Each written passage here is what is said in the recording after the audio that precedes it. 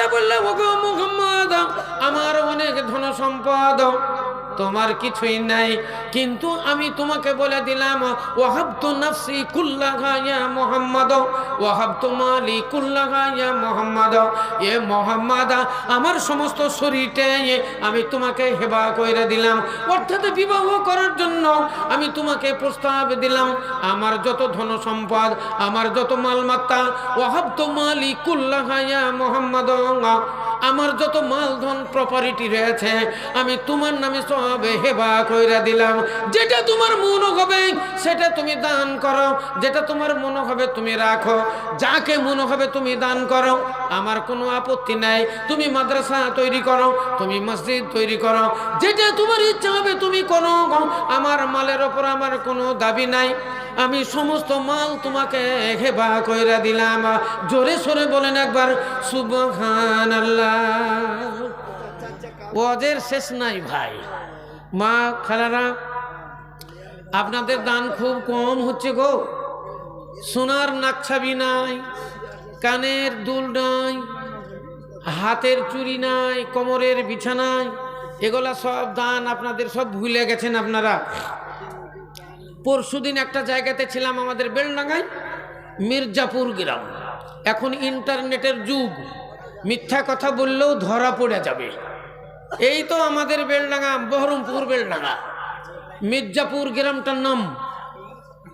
পরশুদিন ছিলাম, সোনার গয়না কালেকশন করেছি 14 পিস, নাকের নাকছাবি কালেকশন করেছি 14 পিস, আর হাতের চুড়ি কালেকশন করেছি 4টে, আর কোমরের মোটা মোটা বিছা কালেকশন করেছি 4খানা, আর কানের দুল, বালি, বড় বড় বালি সোনার 4 পিস। কালেকশন হয়েছে 17 লাখ। কালেকশন কত? 17 লাখ। এই তো আমাদের বেলডাঙ্গা মোবাইলে ফোন হয়ে গেল, রেকর্ডিং হয়ে গেল। মিথ্যা যদি বলি তো আপনি কালকেই বুঝে ফেলবেন। হ্যাঁ, তো বলছি ভাইয়ের আমার, আসেন আল্লাহ রাস্তায় দানগুলো বলেন। দেখতে দেখতে রাত অনেক হয়ে গেল। আপনাদের তো রাতে 1টার পরে তো জলসা শেষ হয়ে যায়, কোনো জায়গাতে 12টাতেই শেষ হয়, কিন্তু আজকে মনে উমরি সাহেবের জন্য 2টো বাজতে চললো, এখন পর্যন্ত লোক, এখন পর্যন্ত অনেক মেয়েরা আছে। মা বোনেদেরকে বলছি, আসেন আপনারা দানগুলো পাঠান। আপনাদের ভিতরে যারা দেওয়ার মতো আছেন, এই যে সামনে দোকানগুলো আছে, ওই দোকানদারেদেরও দান এখনো বাকি আছে। 2-3টা দোকানদারের দান এসেছে, সব গোটা ওদিকে সবগুলো বাকি আছে। ওইখান করে অনেকদিন বসে বসে আমি গল্প করি। হ্যাঁ, নামগুলো কয়েকজনের আমি কানে আলি বুঝে বুঝি, হ্যাঁ ওই লোকটা। এখনো 4-5 জন সব বাকি আছে, ওরা এখনো আসেনি। আসেন আপনারা দানগুলো বলেন। যারা গরিব শ্রেণীর মানুষ আছেন, মা বোনেরা যারা আছেন, আপনি 10 টাকা দেন, আপনি 20 টাকা দেন, 50 দেন, 100, 200, 500 যা পারবেন তাই দেন। আপনার আব্বার জন্য দেন, আপনার মায়ের জন্য দেন, আপনার দাদু দাদি নানা নানির জন্য দেন। যারা মৃতদেহ কবর গৃহে পড়ে আছে, হাহুতাস খাচ্ছে, তাদের জন্য ওসিলা পাঠান। নবী আমার বলেন, ইজা মাতাল ইনসান ইনকাতা আনহু আমালুহু ইল্লা মিন সালাসাতিন ইল্লা মিন সাদাকাতিন জারিয়াতিন আও ইলমিন ইউনতাফাউ বিহা আও ওয়ালাদিন সালিহিন ইয়াদউ লাহু। মুসলিম শরীফের হাদিস। আল্লাহর নবী বর্ণনা দিলেন, মানুষ যখন মারা যায় তারা আমল বন্ধ হয়ে যায়, নেকিও করতে পারে না, বদিও করতে পারে না, অর্থাৎ তার দ্বারা ভালো হয় না, মন্দ হয় না, কারণ সে মরে গেছে। মরে গেছে তো তার কাজ সব বন্ধ হয়ে গেছে। কিন্তু আল্লাহ রাব্বুল আলামিনের রহমত, আল্লাহর করুণা, আল্লাহর দয়া, আল্লাহ বলছেন, বান্দারে মরে যাওয়ার পরেও তোমার কবরে আমি 3টে জিনিস জারি রাখিলাম। 3টা কাজ, 3টা আমল, 3টা দান আমি তোমার কবরে জারি রাখিলাম। এই দান, ওই দান, ওই টাকা, ওই সম্বল, ওই পুঁজি, যেই পুঁজি তুমি দুনিয়াতে রেখে চলে গেছো, যেই সম্বল দুনিয়াতে রেখে গেছো, লাখ লাখ টাকা তুমি ব্যাংক ব্যালেন্স রেখে গেছো, তোমার ছেলে মেয়েরা ভাগ পেয়েছে, ছেলে মেয়েরা ওয়ারিশ সূত্রে এটা পেয়ে গেছে। 5 বিঘা জমি রেখেছো, ছেলেরা পেয়েছে। বিল্ডিং রেখে গেছো, দোকান বাগান রেখে গেছো, তোমার মেয়েরা ছেলেরা ওরের সূত্রে এগুলা তারা পেয়ে গেছে, এবার ওই মাল থেকে তোমার নামে ৫,০০০ টাকা দান দিবে। কি নাম ভাই? হ্যাঁ, তাও আবু বকর ভাই আমার একটা ১০০ টাকার নোট, মাশাআল্লাহ, নারায়ে তাকবীর। আছেন ভাই? আর কারা আছেন? শেষ দোয়া এবার করব। আর কারা আছেন? আছেন? আল্লাহ রাস্তায় দানগুলা বলেন। আমি একটু দোয়ায়ে খায়ের করি।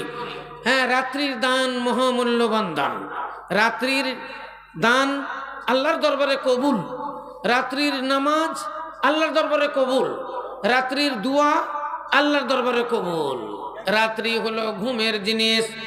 রাত আল্লাহ তৈরি করেছে ঘুমের জন্য, ঘুমানোর জন্য। এর ভিতরে ঘুম ত্যাগ করে অনেক আল্লাহর বান্দা এই রাত্রি জাগরণ করে তারা জালসা শুনে, রাত্রি জাগরণ করে তারা সালাত আদায় করে, তারা তাহাজ্জুদের নামাজ পড়ে, রাত্রি জাগরণ করে তারা আল্লাহর জিকির করে, এই রাত্রিতে তারা আল্লাহর রাস্তায় দান করে। সেই জন্য এই রাত্রি দান হলো মহামূল্যবান দান। রাত্রিতে দান করলে আল্লাহ কবুল করেন, কারণ আল্লাহ শেষ রাত্রি হয়ে গেলে 12টা পার হয়ে গেলে আল্লাহ 7 আসমান থেকে নিজে আসমানে চলে আসেন।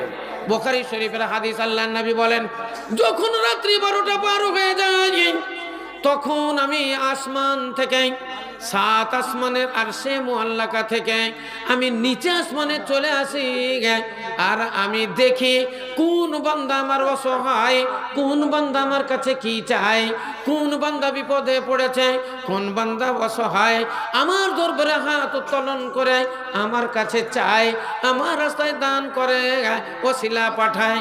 আমি এটা জানার জন্য নিচে আসমানে নেমে চলে আসি। আল্লাহ নিচে আসমানে চলে আসেন। আসলেই চলে আসেন নাকি? যদি আসলেই চলে আসেন তো আসেন, কারণ আল্লাহ যদি নিচে আসমানে চলে আসেন তো কেউ কিছু বলার আছে? কেউ কি বলতে পারবে যে আল্লাহ তুমি 7 আসমান থেকে নিচে আসমানে কেনে এলে? আল্লাহকে বলতে কেউ পারবে না, কারণ কুল হু আল্লাহু আহাদ আল্লাহুস সামাদ লাম ইয়ালিদ ওয়া লাম ইউলাদ ওয়া লাম ইয়াকুল লাহু কুফুয়ান আহাদ। আল্লাহর সঙ্গে মোকাবেলা করার কার ক্ষমতা নাই। আল্লাহ রাব্বুল আলামিন যেটা ইচ্ছে সেটাই করেন, হুয়া ফাআলুল লিমা ইউরিদ। আল্লাহ ওটাই করেন যেটা চান। অতএব আল্লাহ যদি নিচে আসমানে নেমে আসেন তাহলে আল্লাহকে কেউ কিছু বলার নাই। আল্লাহ আসলে আসতে পারে, কিন্তু যদি আল্লাহ না আসেন আর সে মুআল্লাকায় থাকেন তাহলে জানবেন আল্লাহর রহমত নিচে আসমানে নেমে চলে আসে, অর্থাৎ আল্লাহর রহমতটা অতি কাছে হয়ে যায়, আল্লাহর রহমতের নিকটে হয়ে যায়। এটা কবুল খুব তাড়াতাড়ি হয়। সেই জন্য আল্লাহ বললেন আমি নিচে আসমানে নেমে চলে আসি। মাউন জিরা 100 টাকা। আলহামদুলিল্লাহ, আলহামদুলিল্লাহ, খালা দিয়েছে 100 টাকা। মাউন জিরা নামে দেখো পর্দার আড়াল হতে 100 টাকা দিল মাদ্রাসা চালাতে। ও গো খোদ তো মাউন জিরার দান সাদরে কবুল করো তুমি দয়াবানা। আর দোয়া করি আমি খালার জন্যতে, সুখ শান্তি দিও তুমি দুনিয়া বিচেতে। মরিয়া গিয়াছে যত জাতি গানা তা সবারই গুনাহ খাতা করো গো মারজুনা। রব্বানা তাকাব্বাল মিন্না রব্বানা তাকাব্বাল দুআনা আমিন সুম্মা আমিন। আছেন? আর কারা আছেন বলেন? ইনশাআল্লাহ একটু দোয়া খের করি। মাসালুল্লাযিনা ইউনফিকুনা আমওয়ালাহুম ফি সাবিলিল্লাহ কামাসালি হাববাতিন আম্বাতাত সাবআ সানাবিলা ফি কুল্লি সুমবুলাতিন মিয়াতু হাব্বা ওয়াল্লাহু ইউযাইফু লিমান ইয়াশা ওয়াল্লাহু ওয়াসিউন আলিম। আল্লাহ রাব্বুল আলামিন বলেন, রে আমার বান্দারা, যারা আমার রাস্তায় দান করে, যারা আল্লাহর রাস্তায় দান করে, তাদের দানের উদাহরণ একটা ধানের দানার মতো কিংবা একটা গমের দানার মতো। একটা ধান চালিয়ে দিলে একটা গাছ বেরিয়ে আসে, ওই গাছটা থেকে অনেকগুলো গাছ হয়। একটা মোটা ঝাড় হয়ে যায়। এক একটা গাছের মাথায় একটা করে শীষ আছে। ওয়াফি কুল্লে সম্বলাতিন মিয়াতো হাব্বা, এক একটা শীষে অন্তত 100 করে দানা হয়, আরো কারো বেশি হয়ে যায়। ওয়াল্লাহু ইউযাইফু লিমান ইয়াশা, আল্লাহ যাকে চাই আরো বেশি দিয়ে দেয়, আরো বেশি দিয়ে দেয়। একটা ধান হতে হাজার হাজার ধান হয়ে যায়। আল্লাহ বলেন বান্দা ওই রকমই তোমরা নেকি করবে, নেকিগুলোকে আমি বাড়াতে থাকবো, বাড়াতে বাড়াতে বাড়াতে বাড়াতে আমি তোমাদের নেকির পাহাড় বানিয়ে দিব। বলেন আর কেউ আছে? আচ্ছা, তাহলে এবার আমি শেষ দোয়া করব, করার পরে আমাদের সভাপতি মহাশয় আমার ভাইজানকে মায়েরটা ছাড়বো, ওনার কিছু বলার থাকলে বলে আজকের মতো জালসার কাজ সমাপ্ত ঘটাবেন উনি। তো আসেন, বলেন আর কারা আছেন আল্লাহ রাস্তায় একটু দানগুলো আমি দোয়ায়ে খায়ের করি। তাহলে বলছিলাম মহান আল্লাহ রাব্বুল আলামিন এই পৃথিবীর মধ্যে পাঠিয়েছেন আমাদের আল্লাহর ইবাদত করার জন্য, বন্দেগী করার জন্য। আল্লাহ বললেন মরে গেলে তোমার আমল